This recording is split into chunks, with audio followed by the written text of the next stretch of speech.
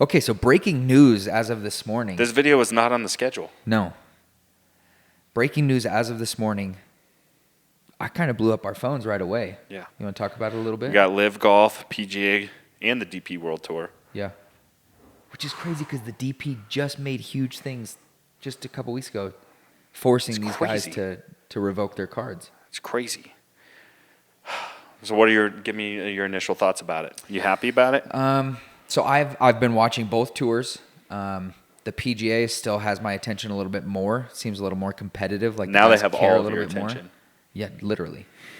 The feud has been entertaining, and probably, honestly, it probably hasn't been a bad thing for golf because you had a lot of people looking at it. It's been a fantastic thing for golf. Yeah, the It's feud almost like fantastic for pushed people to check out more. I think it's going to be a good thing for golf in the end. I do feel, I don't know, they have to handle it somehow, but I feel really bad for some of the genuine guys that took the high road. That's what I was just going to say.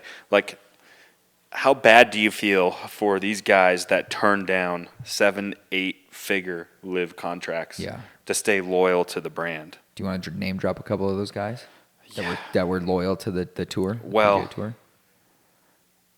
Who do we know for? We'll get to the big one in a minute. But yeah. Who else officially had a LIV contract that turned it down? Yeah, some of the smaller guys. I'm assuming Rahm. Yeah, Justin Thomas said he was they reached out to him. He wouldn't say any figures. Jordan Spieth, they went after those big guys. No, and look at this tweet from Scott Van Pelt, which if you watch ESPN, Van Pelt's a big golf fan.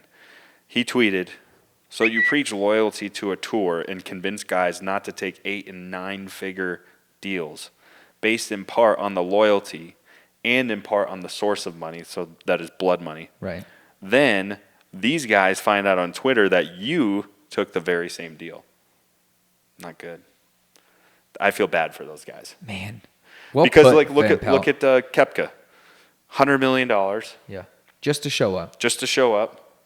And a year and a half later, he's back playing PGA Tour events again anyways. Yeah. And he won 2 events at LIV, so that's even more money than just the $100 and a million. major. Yeah. And a runner-up. Yeah. So. And I mean, kudos to him. He saw the business opportunity. Whatever he has to do for himself, his family, all that, that's his business. Who do you feel the worst for? It's an easy one. Yeah. Probably the biggest name in Asia golf. One of the biggest names in golf. And our fellow Srixon buddy. Yeah. Hideki Matsuyama. Yeah, I feel terrible. It's reported up to $1 billion he turned down. He's the biggest superstar in Asia. And if you're not familiar with Srixon, Srixon's actually the largest golf company in the entire world. Yeah, as far as Asia, not South in the United Africa, States. But they're the largest golf company in Asia. Yeah. Hideki's sponsored by Srixon. And they have one of the biggest figure. golf followings as far as sheer amount of people is Asia. Jeez. So the Asia market. So LIV offered him next to Tiger supposedly the largest contract. So and he turned it down. $750 million reportedly. Yeah, and he turned it down. Because of his loyalty to the tour. And now he would just be right back in the tour. Another one is Will Zalatoris. I mean, if that won't ruin your afternoon. Yeah, he's probably pretty upset. I'd be sick to my stomach. Yeah, Will Zalatoris was in the hundreds supposedly. Really? Yeah, up there. And he's so young. Very young, 26. And he has back problems. Yeah. Probably could use that money now. Yeah. What a shame. That's huge, but you think about it. What about Scott Van Pelt put it perfect. Yeah, he did. Don't take this money. It's not worth it. Stay loyal to the tour. While they're How about if you join LIV, we'll suspend you and fine you. Yeah. But we'll join LIV. Yeah. Oh my goodness. Terrible. And it's not a bad business move. Like nobody's going to sit here and be like, this is bad for golf, blah, blah, blah. The way the angle Van Pelt took there is the exact angle that's probably the most sickening. Yeah. Is you got these guys to stay loyal. You got guys like Tiger and Rory to put on players-only meetings to up the camaraderie. Talk you into staying. Yeah. You get these big names to have your back. Were those guys involved in the conversation on the other end? No.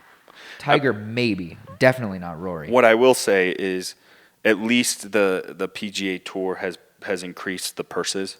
Yes. So they are going to make some more money, but not nearly what they would have made if they all would have just jumped to LIV. One contract, yeah. You know, because to be honest, and I don't want to get into the politics of it, but how many of them actually turned it down purely out of principle that it was blood money? Right. Are those same guys that were that outspoken about it being blood money, are they going to quit now? Right. No, there's nowhere else to play golf. No, not on this level, not at this caliber. So we'll see. You know, they took the high moral ground. Yeah. And they're going to stay, which tells you it was just words. Yeah. Right. Because at the end of the day, they still need their job. They still want that 6 There's nowhere else to play golf professionally. Yeah. Nowhere. Yeah. So. Not in this caliber. You know who sure. I don't feel bad for? Who? Rory. I don't feel bad for him. You've never been a huge fan of Rory. You know, that's controversial, but here's my problem with Rory is, you know, if that's how strongly you feel because you're just you're a PGA fanboy, fine. That's fine. That's how you want to be, fine. That's your opinion. You're entitled to your opinion. People should respect his opinion. But he went on a verbal attack on people. Did. I mean, he scourged people. Yeah. Greg Norton, I mean, he scourged a lot of people. Yep. And what it is like he took the mindset, in my opinion, oh, you're going to be rude? Now I'm going to bury you. Yeah. I'm going to be rude back. Yep. And I'm going to be I'm going to take my following, my power. You know what? And I'm going to be a huge jerk about it. And it's just like, I don't know if he just has an ego or arrogance or what, maybe. But like, no, he definitely has an ego and I arrogance. have a problem with all the PGA guys. Like, if you don't agree with LIV, that's fine. But all the guys that were huge jerks about it, you know, the people that were judging like a Harold Varner or something because he literally says like, I can't make enough money and I need to provide for my family. Generational wealth that he signed up for. Yeah, and they're cutting him down for it. Like, it's not your business. It's not your family. No, it's not if you for want to you go to after, speak on. okay, let me speak on this. If you want to go after, if you're Rory and you want to go after somebody, go after Sergio Garcia. Oh, he did. Somebody that was over the top. Not only did he leave the PGA Tour, but he kicked and threw dust and all the spit on the PGA Tour on his way out. If you're going to attack somebody like that. Oh, Don't go after Harold Varner. I don't know if he specifically said anything about Harold Varner. No, but he talked about them in a group. Yes, they just were very derogatory. I don't feel bad for those guys. No. Because, you know, I feel like even if you don't agree with something principally or morally or whatever, I don't want to dig too deep into that, but you don't have to be a jerk about it. Right. Like, it's not your business. No, Like, it's their choice. They made their choice. Be respectful of other people's choices. Yeah. That has nothing to do with you. Right. Focus on yourself. Yeah. You know who I think handled the whole thing the best, and I think it's coming out looking like a shining star minus the money he probably lost? John Rahm. Easily. Yeah. He by far handled the whole thing. Because in every press conference, class. what did he say? About the Ryder Cup, about the majors. What was his take on all that? He just was very respectful of the players. He said that Sergio is the best player in Ryder Cup history for the European team. Yeah. And that he deserves to be on the team. And he wants the best players to be competing on these biggest stages. He didn't take shots at those guys. No. He said, LIV is not for me. I've made a choice to be on the PGA Tour. And he was respectful of other players' decisions. Just straight class. Even when Phil was canceled for that short period of time. Yeah.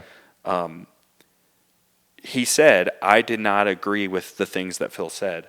But he's like, Phil is a major reason the PGA is what it is today, and we can't ignore the 20-some years that he put into the tour. Yep. And we can't just pretend that never happened, and we can't be rude to him. And maybe not audibly, but you know all these guys know that Phil, the heat that he took and the things that he did, helped them get these bigger purses, helped them get the more flexible schedule on the PGA.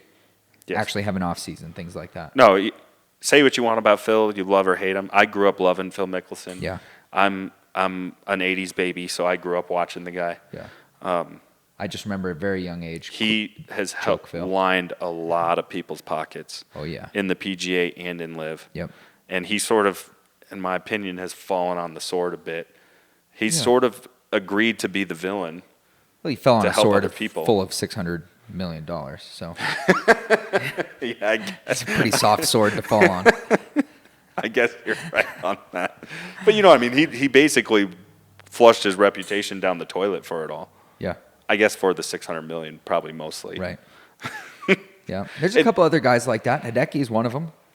You know, he always has his translator and everything, but he never came out and destroyed these LIV guys. He never talked poorly about these LIV guys. He was the kind of the same high road as John Rahm. Like, this is the decision I'm making. It's a personal decision. I've made the decision to stay and support the PGA Tour.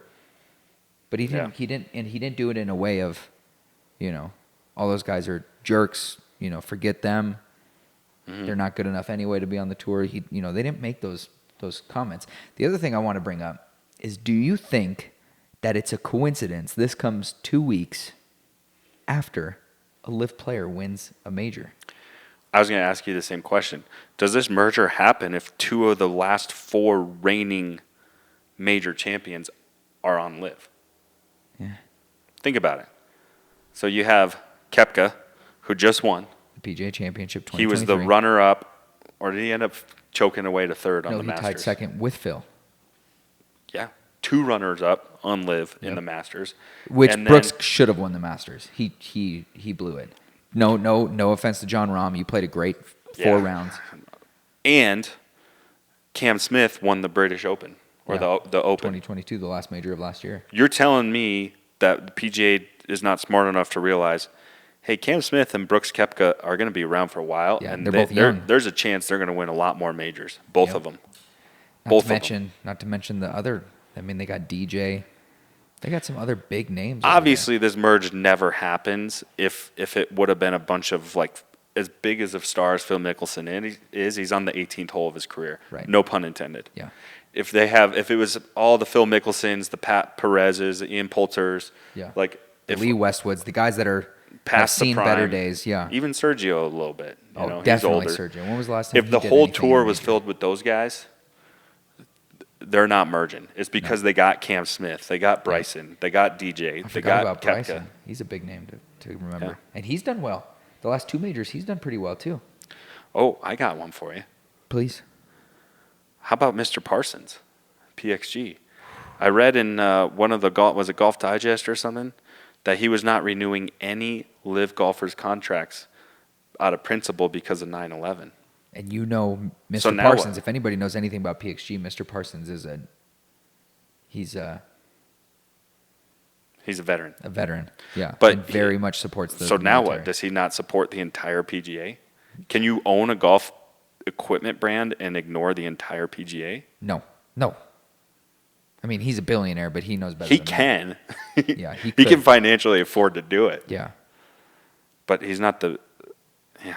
Man, and PXG's popping up a lot on tour right now. I was thinking about this on the drive, and... Kaboom, baby. The duck's nuts. What's he say? He says a lot of things. Yeah. What about Tiger? How's Tiger feel? I have a take on Tiger and how he feels, but I kind of want to hear what you How long does it take for him to speak publicly? Here's my thing. His phone's blowing up. Here's my thing with my frustration. I can imagine Tiger's frustrations. And I'm going to get into a little bit of psychology here, if you don't mind. Please. Let's get deep into it. Tiger is so wealthy. What happens when you become wealthy, especially a billionaire type status, you are used to getting whatever you want. Whatever situation you want to happen, you can make it happen. Yeah. Think about it. You're taking a shower, you're like, oh, the shower's kind of small. Boom, bigger shower. Yeah. If you're like, you know what, I don't like this restaurant. Actually, I hate the service here. I'll just buy the restaurant and hire new people. Right. Because he's a billionaire.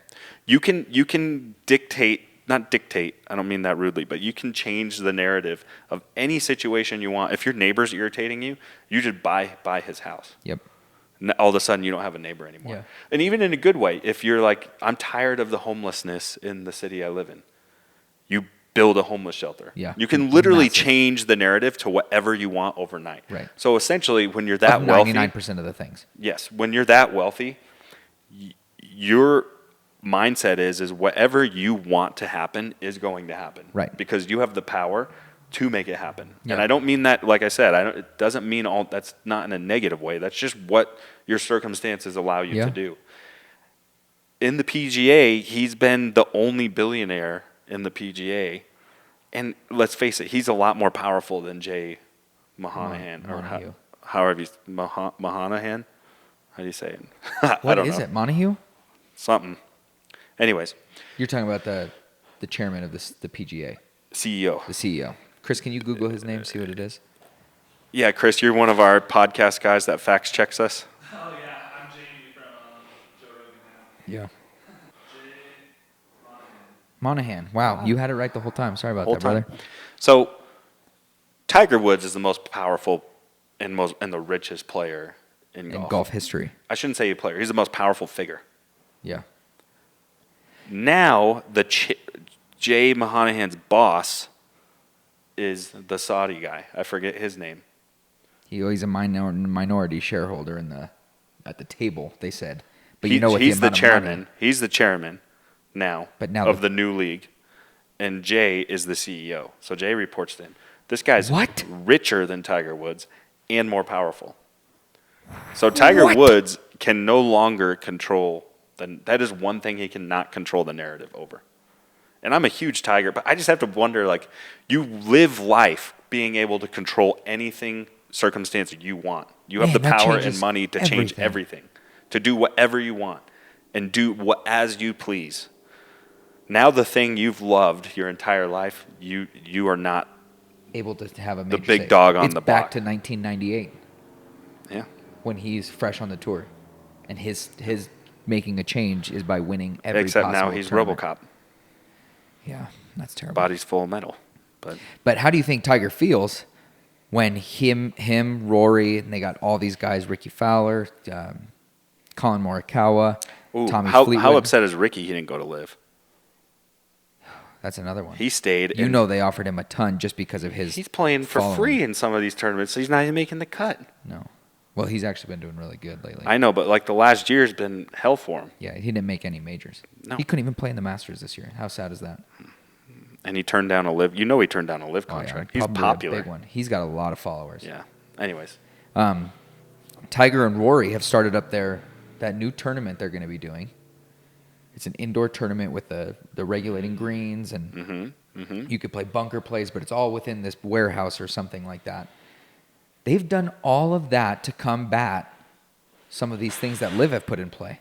Yeah. How big is that? How much time and energy has Tiger went in going and recruiting these people and agreeing to these contracts for 2024 for all this stuff to start?